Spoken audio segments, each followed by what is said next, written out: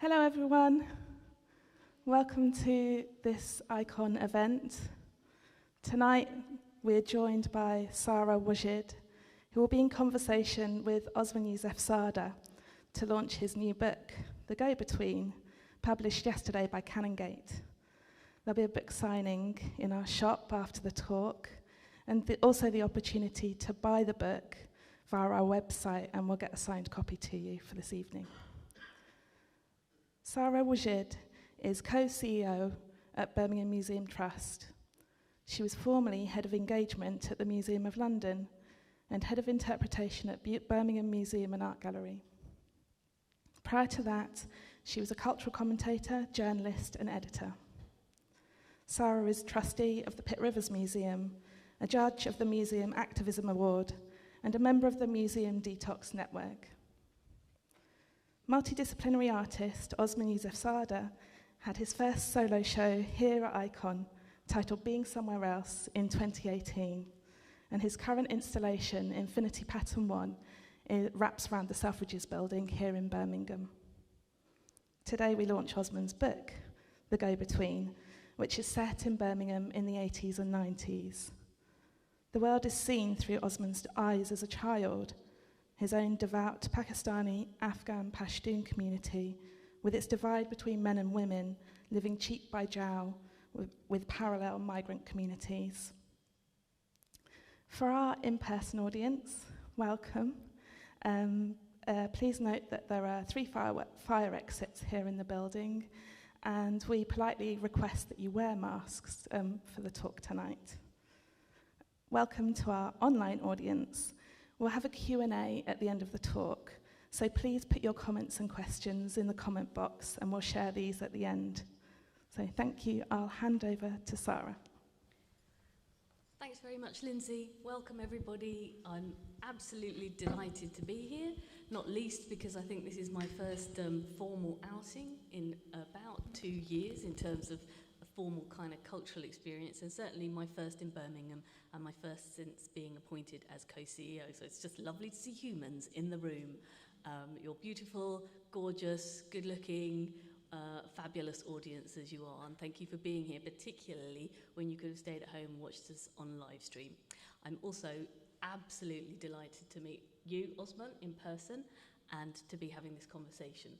So, as there are people online at home, I'm sort of going to be speaking in that slightly pronounced and sort of emphatic way to make sure that they can hear everything and everything is clear. Could someone over there give me a sort of vague signal to, yes, good. So the way this is going to work is I'm going to also do a brief preamble now. Osman's going to read a little section from this absolutely delicious book that he's written. Then we're going to chat a bit. There's another little bit of reading, a bit more chat, and one more round. And then at about 7, you're going to be allowed to speak to Osman yourself and ask your own questions. So I know you haven't read the book because it's just being launched today, but I'm sure questions will bubble up from the texture of the conversation that we're going to have here. So don't be shy, please ask those questions. This is a book based in this city. You are the people of this city. This is a real special kind of opportunity to have a conversation with the people who know about, you know, this place that he's written about. So some of the introduction has been stolen from me already, Lindsay. That's a lovely intro you gave just now. I suppose I just wanted to say that as you said there, Lindsay, Osman is responsible for this incredible, glorious artwork, which is covering the Selfridges building.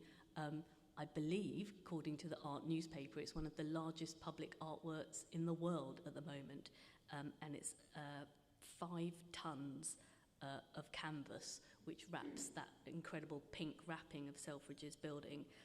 So you can't say that you don't know Osman's work. I'm sure you do anyway, but if you've been awake at all in Birmingham in the last year, you will have seen it walking around the city. He also designs clothes and was catapulted to a new level of fame when Beyoncé collected her 2013 Grammy Award wearing one of his designs, which is pretty fabulous. I mean, I would be very happy to have that written on my gravestone as an accomplishment. MBE, MBE, Beyonce wore my clothes at the Grammys. That's pretty amazing. So we've already had a little scene setting in terms of the book. As I say, it's an absolute joyous book. And to give you a bit of a flavour of it, what better way than hearing from Osman himself, a little reading. If you're happy to do a reading, as previously discussed, on the Hi section everyone. about work. Okay, I'll go straight into a reading, I suppose. Where did you want me to start? I think on your work selection. On the work one, which was, I think, the third one. The third one, yeah? Yeah. Okay. Mrs. Thatcher? Yeah. Okay.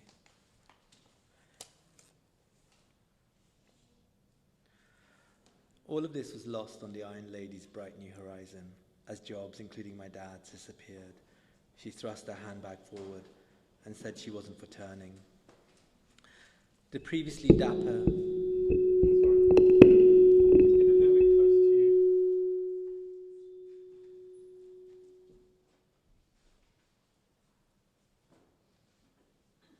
Shall I start again? Or? Sure. Okay. All of this was lost on the Iron Lady's bright new horizon, as jobs, including my dad's, disappeared. She thrust her handbag forward and said she wasn't for turning. The previously dapper gents who came home, tired every day after clocking out, had clocked out for the last time. The machine that stamped their cards had simply stopped turning. Our elders were truly scared. Unemployment stretched ahead of them, and every month, many more came home with redundancy papers they couldn't read. She's going to throw us out, send us packing, back to where we came from. We must continue to save and send money back home, buy land and property. She won't let us build a home here. It will be taken away. We, the younger ones, would listen, fearing the worst, or sometimes one of us would say, she can't, we were born here, we're British. We were born here, she can't just throw us out or send us back. The men had given 15, 20, 30 years of their prime to the workshop of the world. Now in the new industrialised economic zones of the Midlands and the North, the Department of Social Security wanted to retrain, wanted them to retrain, learn English and find jobs in the new service economy. The result was that more and more had become bushmen, running into the arms of the mullahs, who set them on the right path and instructed them to prepare for the hereafter instead. This world was so obviously ephemeral and not worth investing in. It was the afterlife, which was a true life. Thank you. The book is set in a sort of fictionalised Balsall Heath in the 70s and 80s. Yeah, and in your sort of child's eye view of that time and that place, and you render it beautifully. That you sort of, I felt like I was there. I spent a little time this afternoon in Balsall Heath walking around and imagining your child's eye experience of the place. And some of the professions that you come across as a child are mainly things most children come across: teachers, maybe like a GP, the shoe shop salesman, maybe a halal butcher, the person who runs the sweet shop. Of course, your father and other uncles, the kind of work that they did. I just wondered, what did you expect of yourself for work as a child? Did you imagine yourself doing any of those professions, or did you imagine yourself, growing up to design this wrap of... I think the book is really, I wanted to do a book which was, for me this is a piece of documentation. It's part a little bit fictionalized, to save my ass a little bit, but it was really just a period of time that no one really, I think it's not been documented. There's communities, layers and layers of communities that kind of came around the Ladypool Road, around Sparkbrook, Spark Hill, Balsall Heath, Stratford Road, the areas that I kind of grew up in. And for me it was a really very natural way, because I write in in a very kind of visceral, hopefully a visceral and a very kind of observational way, and I didn't really want to actually make judgments within the book. What I wanted to do was try and just depict everything and everything around me, and then anthropologically actually just capture all of those details. And I think that's what I really wanted to kind of achieve from this book. So there's like, as a kid, you're like, things are kind of going on, you know, you just go from day to day, you know, there's like, maybe there's a particular food that you want, or there's some domestic violence scene, or there's something else, or your teacher at school. Everything's a kind of like a bit of a jumble. So that's really how the book is to some extent. So you're just kind of like plodding along. And there's a point at which you sort of are thinking, you know, you might take a religious sort of career because you feel quite like that's something that's going to work well for you. Obviously, things change later, but was that the main career path you saw for yourself? I mean, I did. I memorized some of the Quran for a. But I mean, I'm still very spiritual. I still consider myself as a Muslim. I don't. For me, this is not really a book about saying that, look at me, I've kind of come from here and I've done this. It's really about actually opening a conversation out to many different people and having a dialogue with many different people, basically, and the spaces that we aren't really allowed to inhabit. And so I think it's not like kind of like, hey, look, I've saved myself kind of book, basically. No. It stops at the age of 19 and before any of this. Yeah, in fact, it's not really about yourself as much as it is about everybody else. And one of the other great kind of creatives in the book is your mum. And I think in some of the ways the book is described, it refers to her as a maybe seamstress. And the sort of thing that really struck me was your celebration of her creativity in making clothes and designing those clothes, and sort of being part of a community, even though she's quite sequestered in many ways, to sort of bring that joy and that kind of celebration and quite often that glamour and sensitivity to the sort of textures and the people that she's making those clothes for, and the love, really.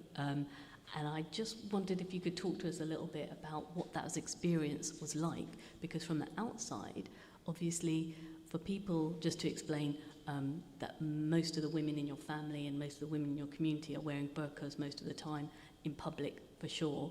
And so the idea of that creativity and that celebration of clothes and fashion and identity through all of that seems quite, unexpected from the outside. So tell us a bit more about that, because I don't think that the inside of that community has really been spoken about with such joy and humour. I mean, it's really, the book's kind of an invitation into a hidden world. So I come from a community where the women are, I mean, at that point, this is growing up in the 80s and the 90s.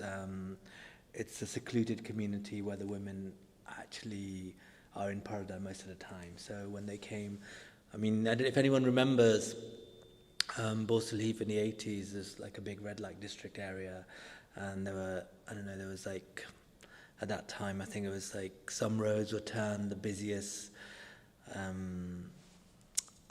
cul-de-sac in England, which was Cheddar Road, and you can probably see that now, but there was prostitutes actually in the windows, and our school kids used to go and actually look at these prostitutes.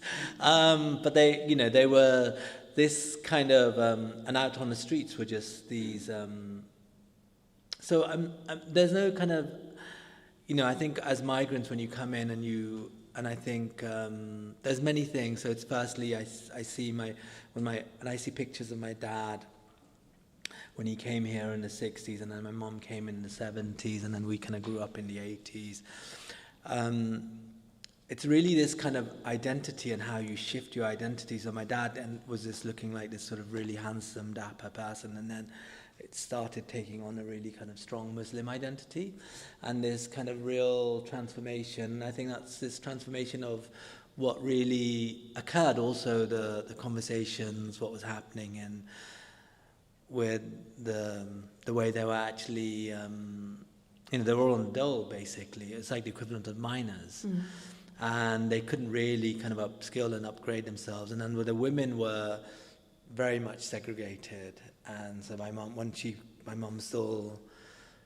passed away earlier this year. So when she used to say that when she came here, I mean, until much later, she wasn't even allowed to answer the door because I don't know if it was, I mean, it was a kind of this area, I mean, we had like a curtain in our house where the women would be in one part of the house and the men would actually be in another part of the house. So in a way, this book really opens sort of a conversation into a hidden world, and especially about sort of female and gendered spaces and how they constructed those spaces. Yeah, and I think what really struck me and what I found so surprising was that I also come from a British Pakistani background, and I remember, sort of gender norms in the 70s and 80s and some of the things and ways that my mum broke rules in our community, sort of near Ilford.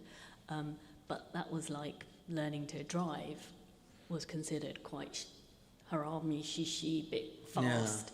Yeah. She was only learning to drive, mainly at that time to drop us to school and then later to go to work. But those were the kind of norms and societal sort of where the lines were drawn. And even as a British Pakistani, I found the community that you described that I'd known nothing about the world, the interior world of women who were living, as you describe in the book, not going to school, for instance, at secondary school, like your sisters, being kept in Purdah and being kept at home. And as I say, even as a fellow British Pakistani, my guess of what the interior life of that was pretty much based on headlines and things that, I might have read and seen in popular culture and through the prism of, the Western media, essentially. And so the way you describe, on the one hand, those quite extreme constraints and parameters that they live within, but at the same time, the total joy and silliness and fun, even within that, was the thing that really struck me, and the sisterhood and the friendships between women, and your role as go-between between the male spheres and the female spheres was something that I kind of, recognised just in the loosest sense from like places like a mosque where it's pretty gender segregated, or weddings or things like that, but not in the actual home all the time and the street to the extent that you describe in the book.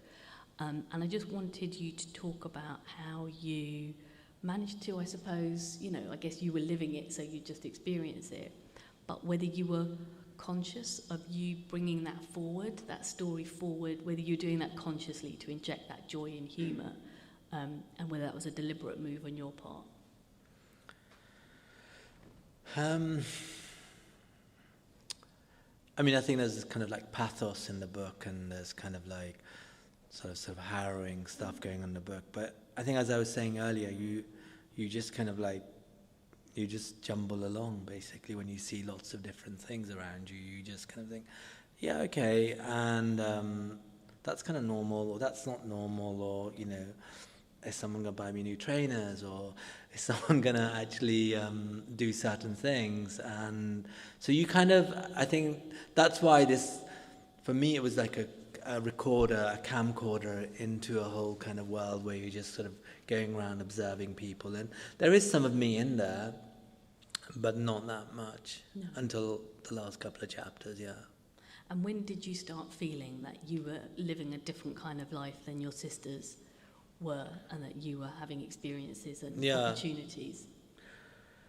I mean, I still had constrictions. I still had, like, there wasn't that I could, but I think I had the privilege of my gender, and that my sisters weren't allowed to be educated, and I was, which is kind of, it seems very unheard of, but it was actually a whole community, and it was quite common at that stage.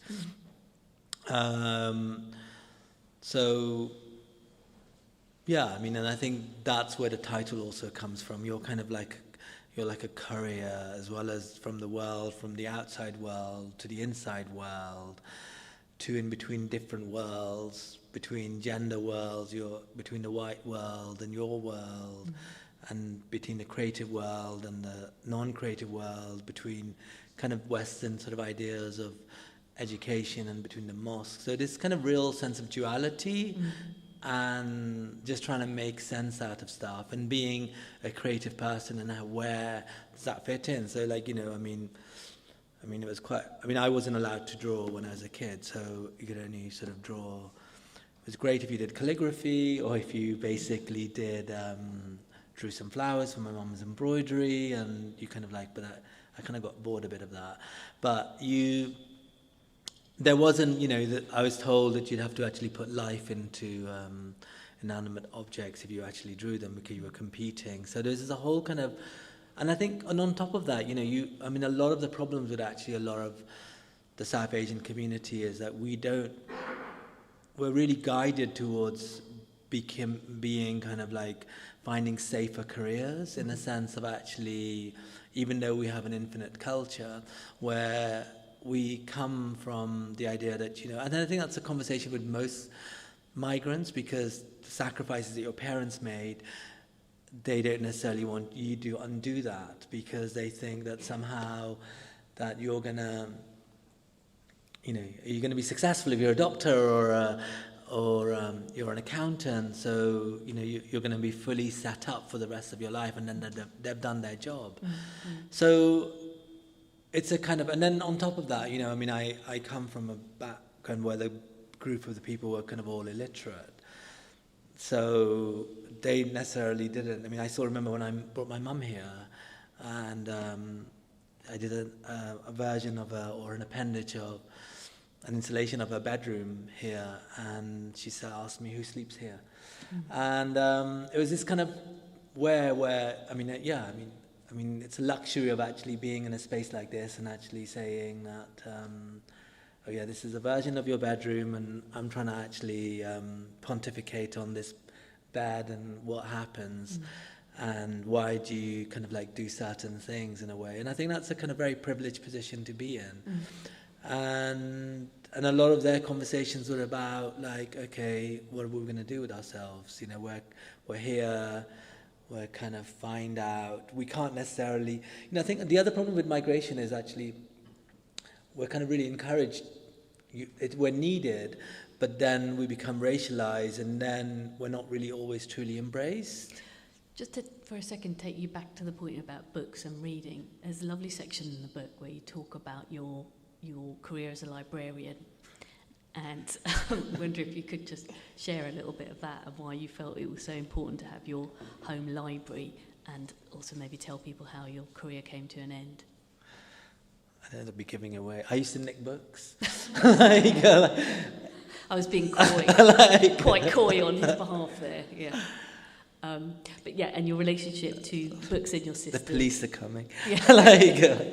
I used felt it was important to share those books with your sisters. It's also kind of like it was an off-site installation, this library, in the community where... Many functions where people who weren't really allowed to go out, so they could have access to those books. I used to lend them up on the street. And particularly like I found a stamp, so I used to stamp the books as well and date them. So anyway... and then you can read the rest, what happens, basically. And what did your parents make of all of that library? I think there was a kind of like, there were paths. Either you became kind of super religious, and Dewsbury was opening up at that stage, and there were some kids that I knew were actually starting to go to Dewsbury. So you went down a kind of like a faith education sort of route, or there were other kids who were into gangs and, sort of crazy stuff going on. Gangs. And then there were a few kind of goody two-shoes, and I was kind of like probably one of those goody two-shoes where I put my head in books and actually not that goody two-shoes as you were nicking the books. But it wasn't really nicking. I didn't really see it as nicking. I just didn't really felt that. You may not have seen it as nicking, but I think the people who own the books did see it as nicking, and when they nicked you... I did actually get caught badly. So there is this sort of strain of mischievousness in you, and also in your brother, to some extent, your elder brother.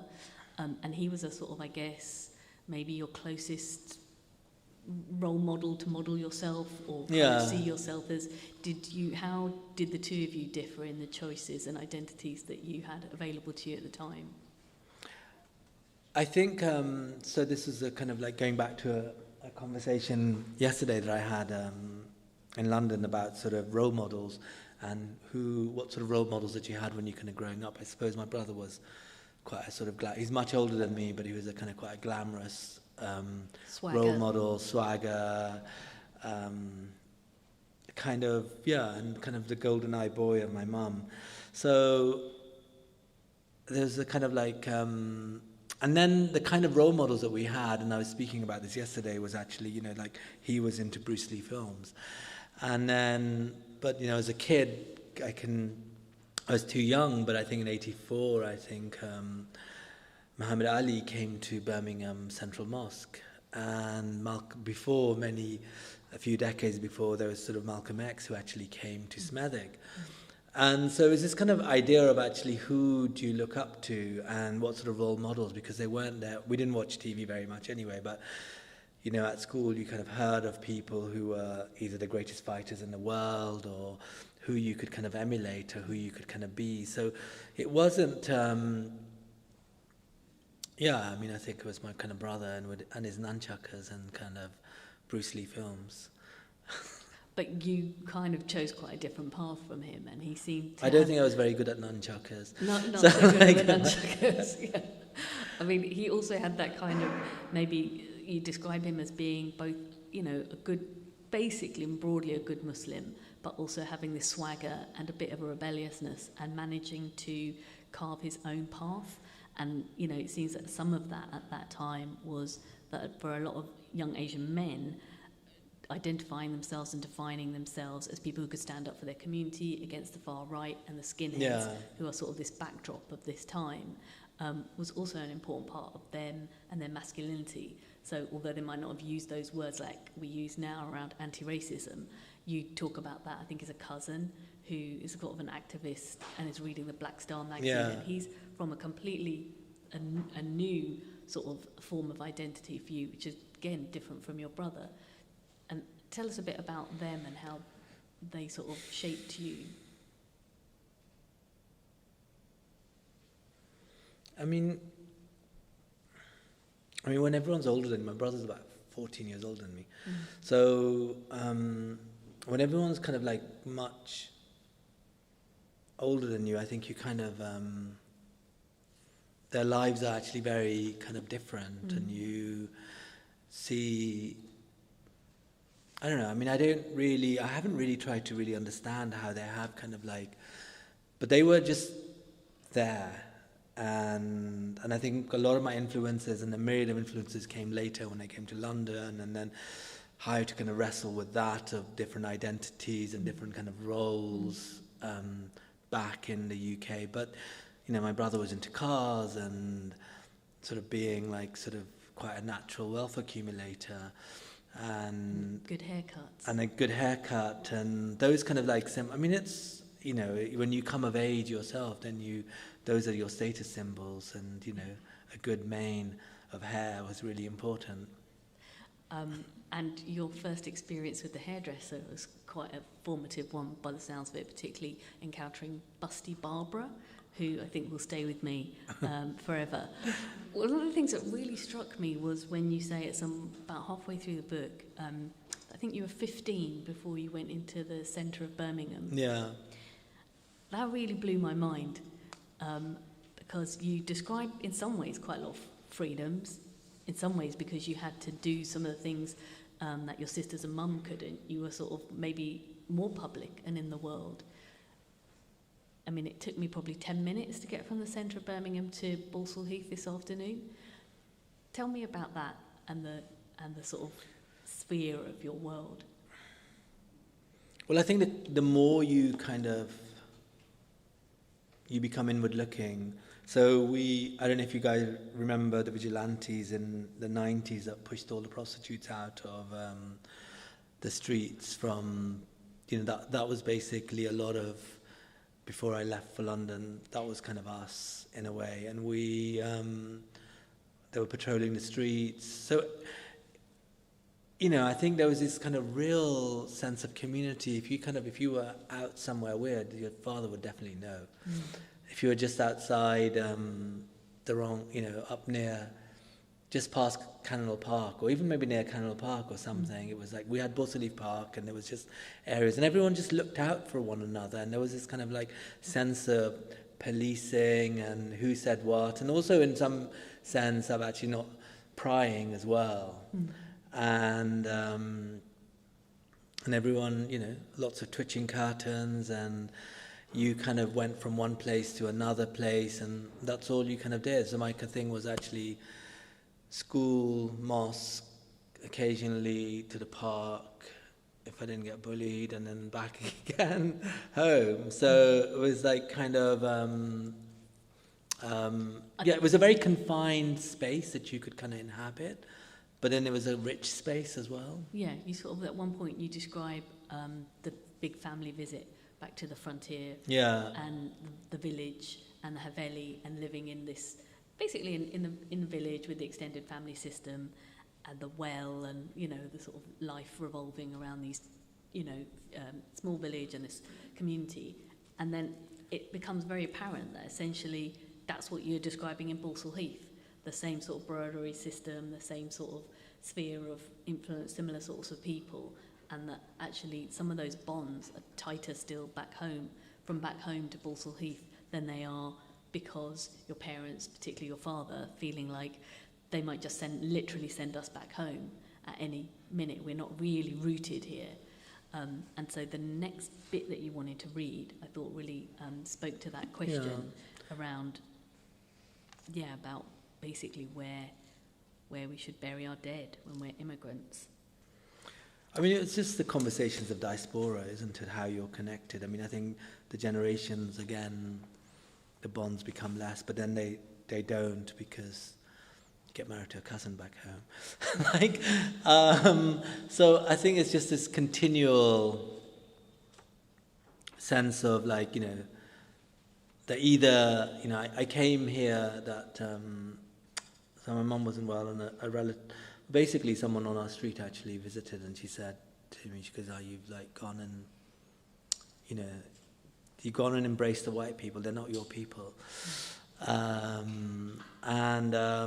was kind of quite an interesting thing for her. She said, they'll never be your people, and you should come back home and live here. So I'm still trying to unpack that, basically. On many ways, but here's the piece, but I haven't completely embraced white people.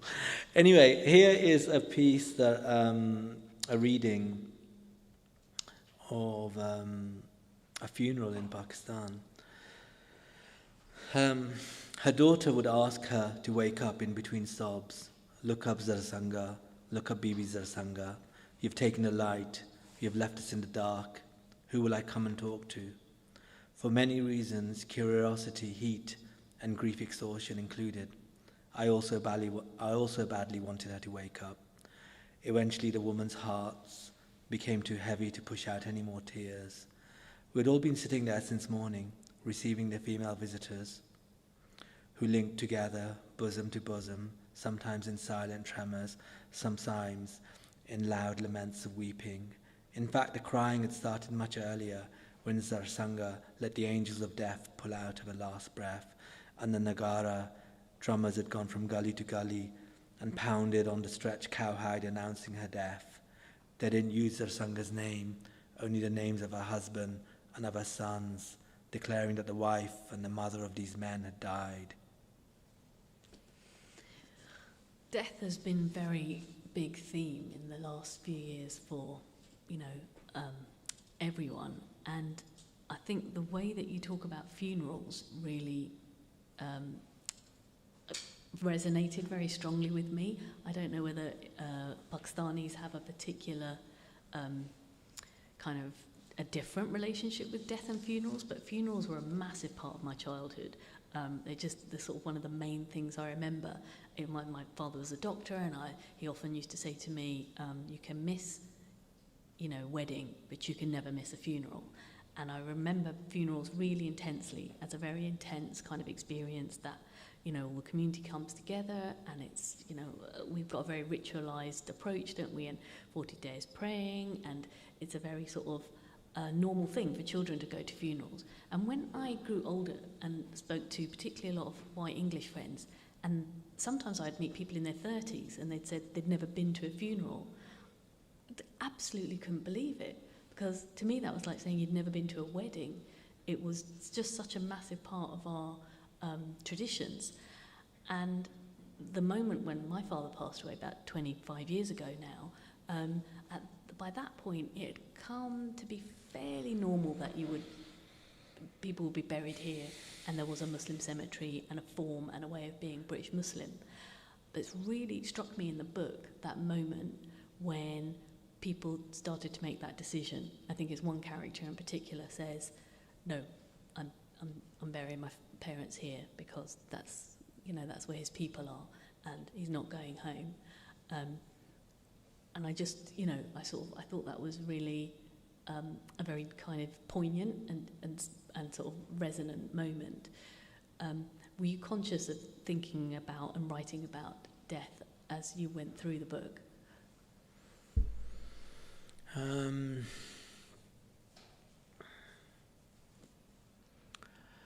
Yeah, I mean,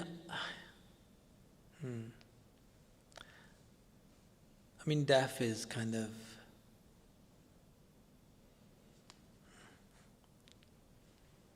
don't know, maybe I shouldn't have done. So my mum died on New Year's Day, so it's still quite raw and kind of quite soon, guys. So,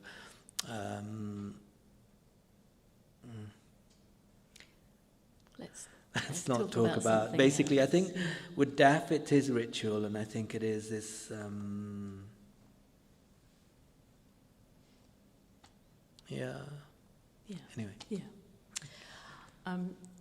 There was something else you mentioned earlier, which was the point, and I was looking around the room trying to think about the age group in here, and whether people, when you referred to the moment of local communities pushing prostitution out of Balsall Heath, and I'm not sure everybody here would be old enough to know what that was a reference to. So just to unpack that a little bit, it's probably in the early 90s. Yeah, I think 93, 94. Yeah. Yeah. And just to sort of explain, I mean, I remember... My cousin was on TV.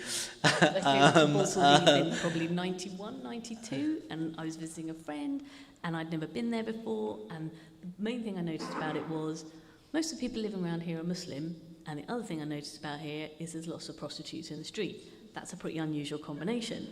It's it's a kind of rare.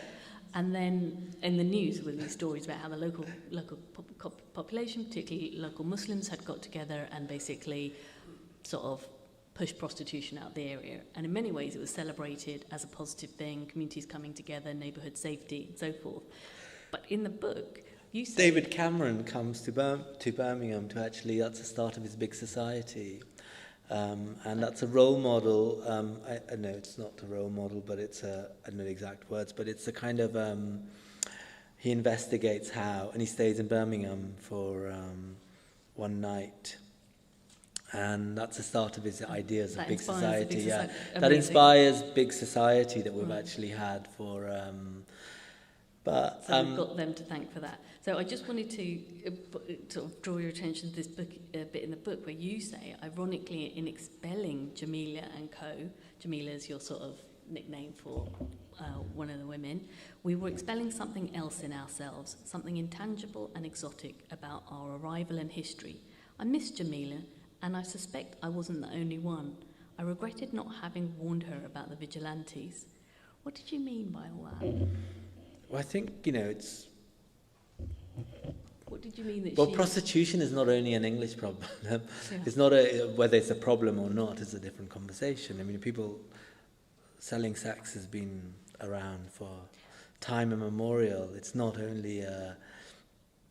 we have prostitution in Pakistan, in the subcontinent. It's not like... it's not foreign. It's not foreign. It's not other. And I felt that we ourselves were racialized ourselves, and we were not, I think when the kind of everyone oppresses someone else at the end of the day. Everyone finds someone else to actually kind of thumb down upon. And I mean, the reason why we were those vigilantes that actually got together from our community was, and also from the Mirpur community, from the Kashmiri side, the house prices were falling, guys. The houses weren't worth very much. They'd actually bought houses, and they couldn't sell the houses. So pure capitalism to some extent. And I think in the sense that you're expelling, I think you don't look inwards, you just always look kind of like that you're better than someone else. This idea of like piety and again this identity, and then, you know, like my mum would say, it doesn't matter if you read 5 prayers a day and you go to the mosque all the time, it's also on your niyat. So it's this kind of idea of what do we, the layers that we have, and if we kind of like, we kind of, in one things you can kind of like make it, it's very focused and very pure, but then you kind of always, I mean, that's one of the issues kind of that I have also with the way Islam has actually become so, especially now where we've lost this kind of, these layers of different culture and different kind of community. And I think when as Islam actually spread across from the Middle East, it took on the culture of many different people. And now, since now that's seen as actually as being bid'ah or shirk, which is like, maybe I think go into a deeper conversation, but this idea that you're making sort of like the worship of saints, or it's a very kind of like a Catholic and a Protestant or a Presbyterian kind of conversation as well. So I think we have many layers ourselves, and I think when we expel something, we also expel. When we shit on someone else, we shit on ourselves. Got you. Yeah. Sorry. I think I can certainly remember that. Get that on. I wasn't allowed to say that.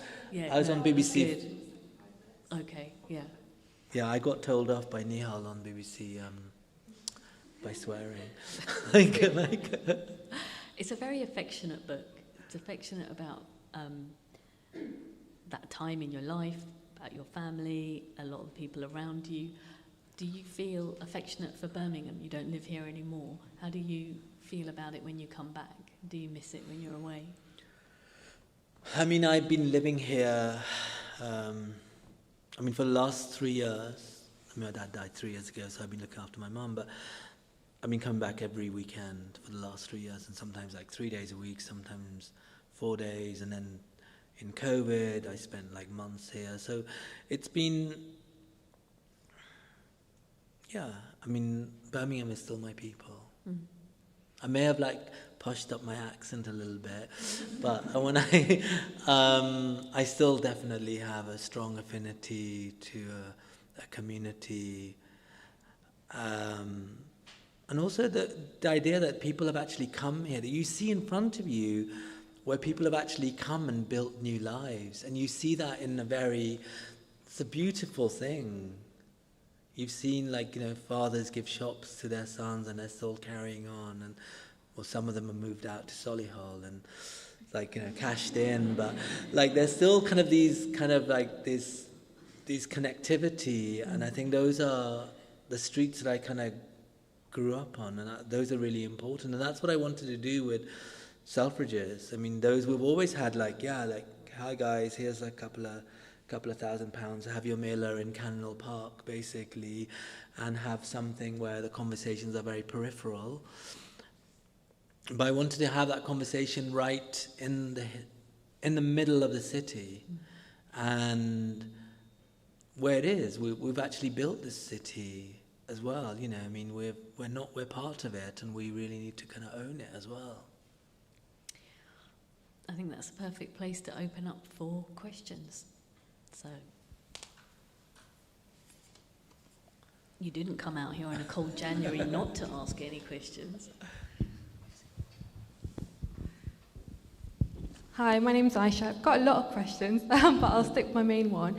Thank you for documenting, your experience, because as a British Pakistani from a working class background, I live in Alam Rock, who was born in the 90s, our particular experience is quite unique, not just in the fact that we're British and we're Pakistani, but we're from working class communities. Our granddads or our parents came and started from scratch. They didn't come from literate backgrounds where education was a thing. I can't imagine what your struggles were like growing up in the 80s. I was born in the 90s, and they say each decade it's meant to get easier. I've got my niece here. She's born in the 2000s, and her experience of growing up is, there's been a lot of changes for her, a lot of freedoms which she has today, which I didn't have. The one thing that really stood out for me when I was growing up, there were no role models. Whether you had aspirations in media, politics, fashion, or a lot of these industries where it was mainly, white middle class, there were no role models. And it was very difficult to have aspirations in these industries. So I've always been curious, how did you manage to break into the British fashion industry, coming from the sort of areas that we did? And now that you've made it, and now that you're looking back, do you feel like, do you sometimes have that sort of feeling like you are an exception? Because it was extremely hard, and for someone to be in your position to have, Beyonce wore your dress. Firstly, what were the struggles that you felt making that break, and how do you feel now, like looking back from where you've come from and seeing the communities how they are now?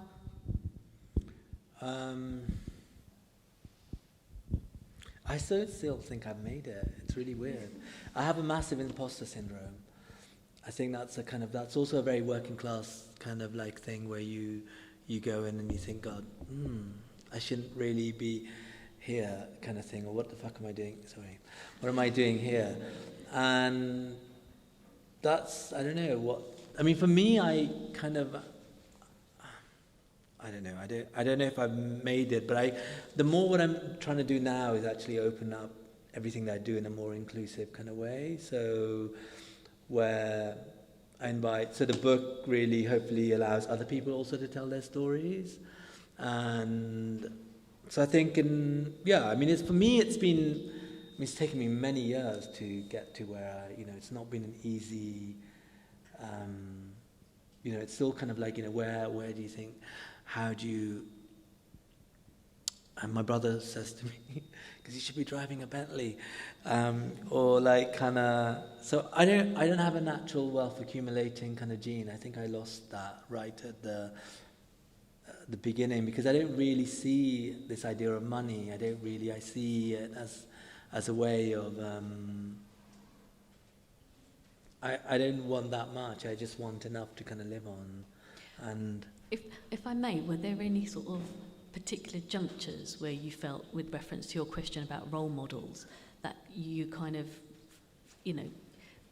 it might look like you're a self-invented success and self-invented character? Were there moments along the way, or people, or were there things that got you from where you were? I think to where you are? There were not that many in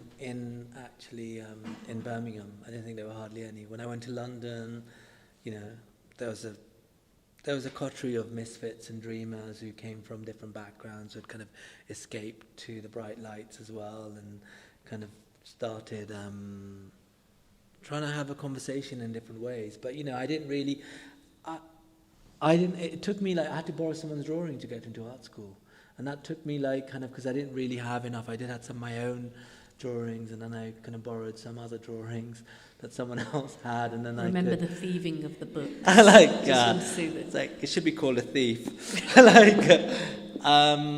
So you just kind of, the other thing actually, I think what our upbringing does give us is actually we are quite resourceful, and I think we're quite resilient, and I think that resilience that we have to deal with day in and day out, and I think that's the best thing. That's the best role model that I think I had. I know you have multiple questions, but maybe we could allow someone else a question before we come back to you. Sorry if I waffled.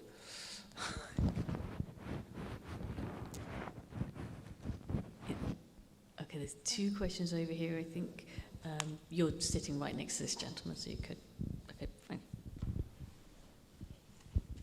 Hi, my name's Florence. I just wondered if you enjoyed this form of art, so writing a book, and if you'd ever consider writing a sequel. I am working on another book, but I still don't know what it's going to be. I'm just writing at the moment. So, but I don't think it's going to be a sequel in a way that is, yeah. But I mean, I think I kind of environments and descriptive writing come kind of quite easy for me. Grammar doesn't, because, but I think that the rest part does actually.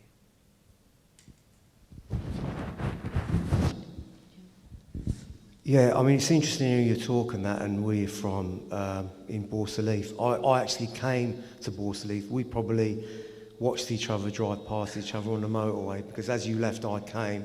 And funny enough, part of when I first come to Birmingham, one of the things we were getting involved in, because I was quite politically active, was that whole thing around Borsalif with the prostitutes. I mean, the people I was with found it quite reactionary about how the prostitutes were being driven out. It was led by men, it wasn't led by, because initially I was saying, oh, this is about the safety of our women. Women are being accosted by, you know, horrible men and all the rest of it, and that's what this is really about. And I think you absolutely nailed it. It was about property prices, and you know, sometimes we say, as the Asian community, we want to aspire to be like white middle class people living in Solihull, but the paradox was that was from there. It kind of extended attacking prostitutes along the Hagley Road, and it was all about property prices. But I'm going to put you on the spot now. I'm going to ask you, if you didn't go to London and you felt, first of all, would you have felt you had the power or the confidence to go to those public meetings where there was a lot of, I mean, it was very lively, I'd say, yeah? And if you did go to those meetings, what would you have said?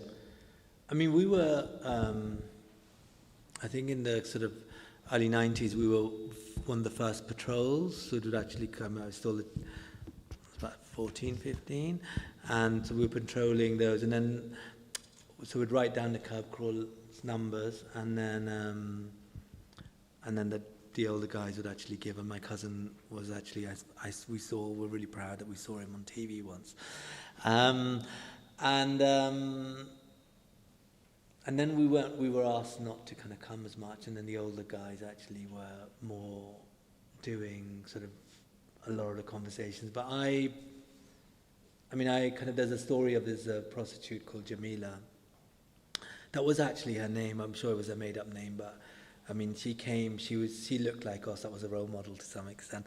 She was Asian, and she'd be on the streets near Brighton Road kind of quite regularly, and then she kind of disappeared. So, I mean, all of the prostitutes were just moved out towards different parts. It was a way that a community came together and tried to protect their own kind of assets.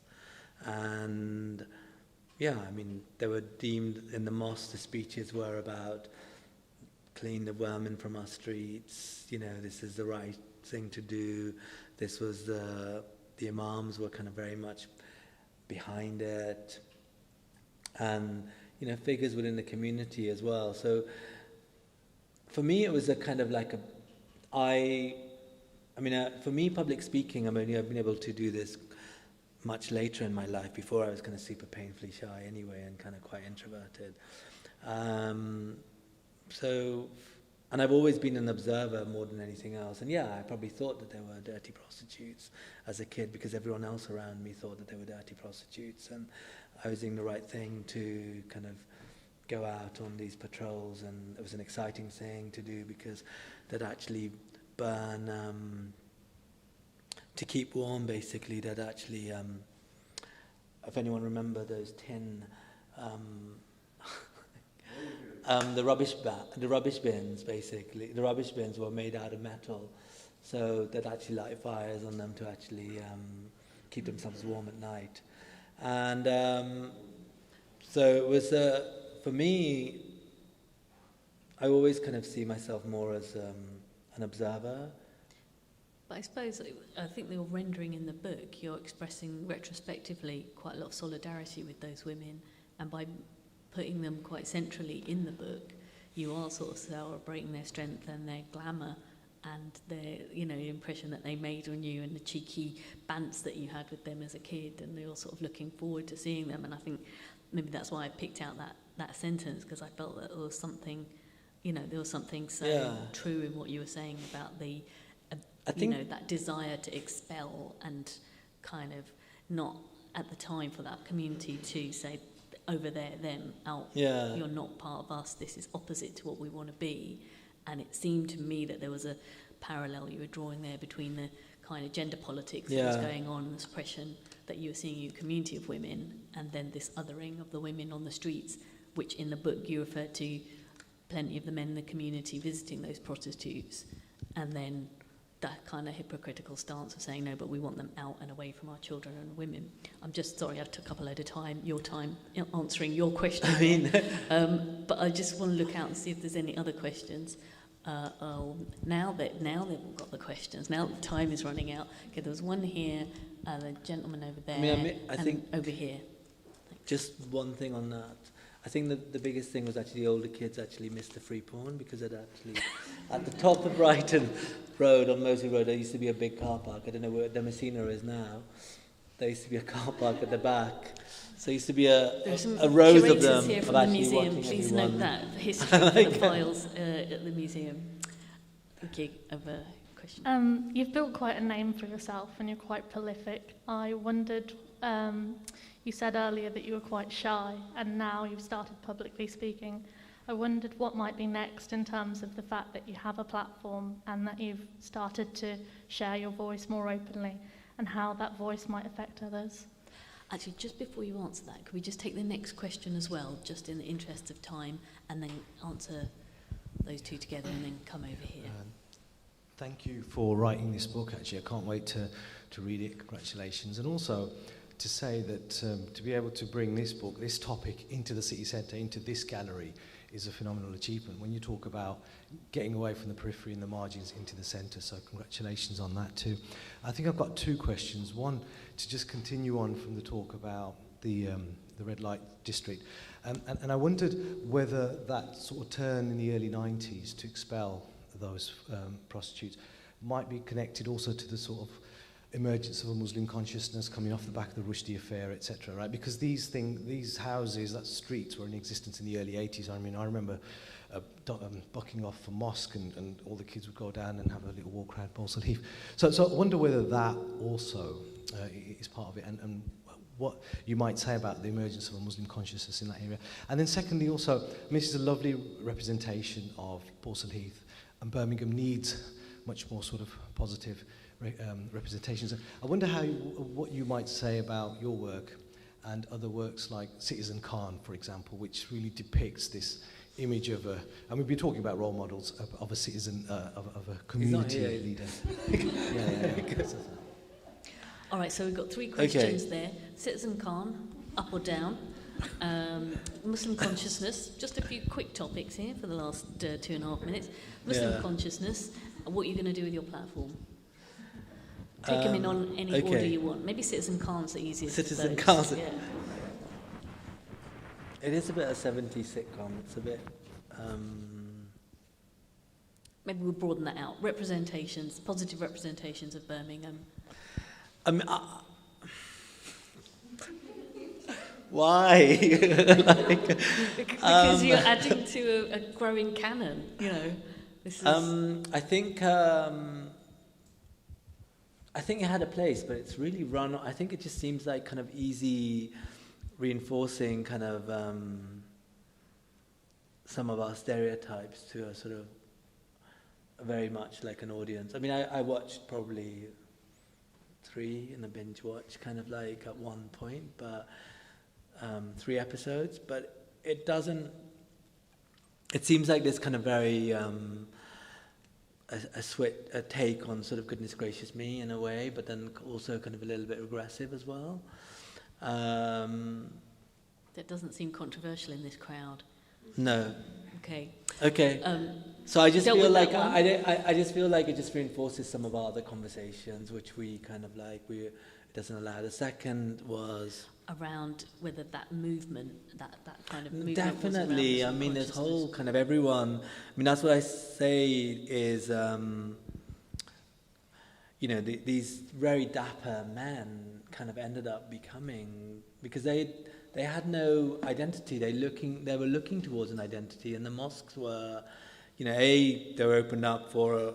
They were empty, and then they started filling up, basically, and we wanted bigger and bigger mosques, and which is great. I mean, we need our place in our institutions, but yeah, definitely. And then and also underneath those robes, money is always involved anyway, so it all goes hand in hand.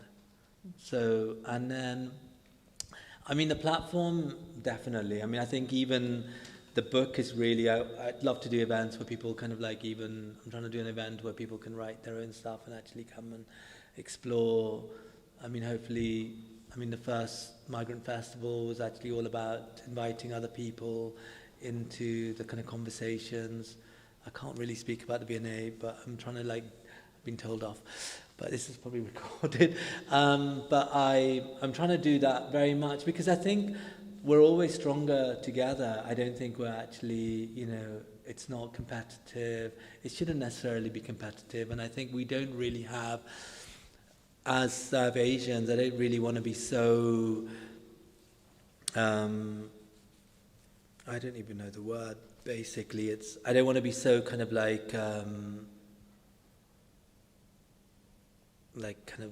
so insular or group kind of focused, but I think there is a lot of our histories haven't necessarily been actually allowed to exist. I was with one kind of curator when there was even part of artists who've been part of the black movement from the 80s aren't really seen as, there's been a cultural divide between the kind of the conversation of, what was politically black and what wasn't kind of politically black. And so I do think we need to kind of find a conversation and an identity for ourselves, because it just seems like everyone wants to have an identity as opposed to be a sort of an even sort of a playing field of multiculturalism, which has its own problems.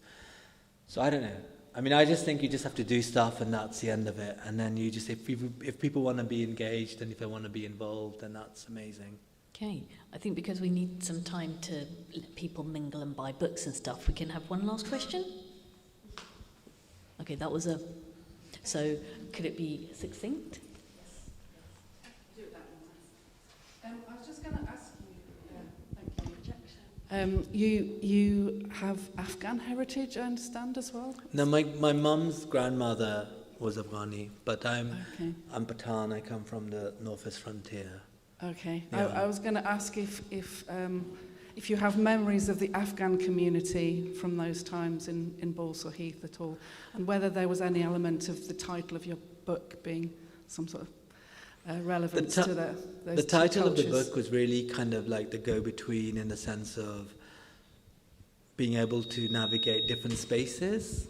And yeah, and I think that's very much, you have distinct spaces, whether it's in the frontier, how it's connected to a diasporic conversation, between gender kind of conversations, between how you're still seen as a Paki to some, and how you kind of, so I think where you kind of, so my family comes from probably about 20 miles away from where Malala was actually from. They're so it's a very ultra-conservative background. It's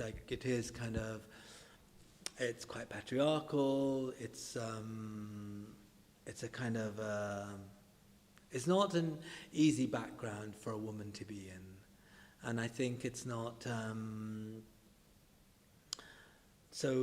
but I think that was from a particular time also. But, I've got cousins and nieces now who are all at university, and they're doing different things. So for me, this was also a window for a period of time. It's not necessarily saying, okay, look at us, we're really bad people.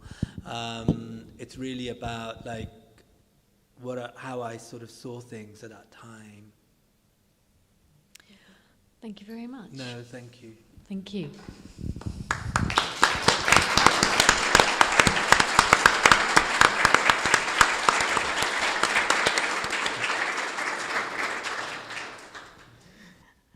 So just to say a huge thank you. That was such a great conversation. Thank you, Osman. Thank you, Sara, for...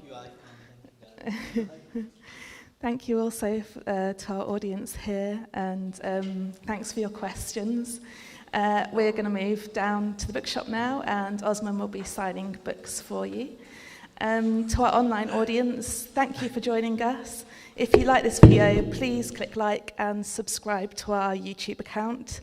Also, please buy the book online, and for tonight, you'll get a signed copy in the post for you. So thank you very much. Thanks.